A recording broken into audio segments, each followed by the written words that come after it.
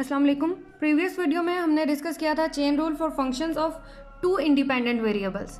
Now we will study chain rule for functions of three independent variables. ठीक है, अब three independent variables if w is a function of x y and z, x y z three variables आ गए। ठीक है, w is differentiable and x y z are differentiable functions of t, then w is a differentiable function of t।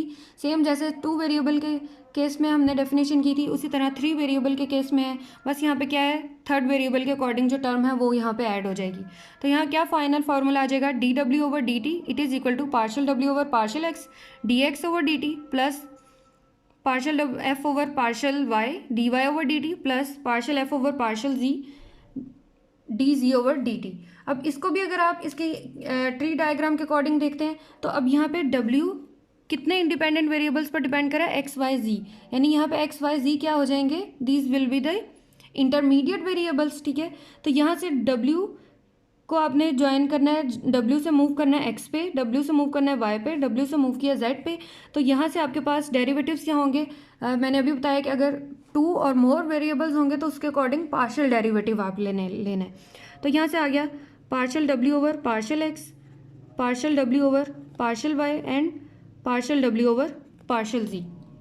अब next देखो, x जो है वो किस पे डिपेंड कर रहा है, x किसका फंक्शन है, t का, एक वेरिएबल का फंक्शन है। तो यहाँ से ऑर्डिनरी डेरिवेटिव आ गया dx ओवर dt, यहाँ से आ गया dy over dt and dz over dt। ठीक है, यही चीज़ फॉर्मूले में लिखा गया।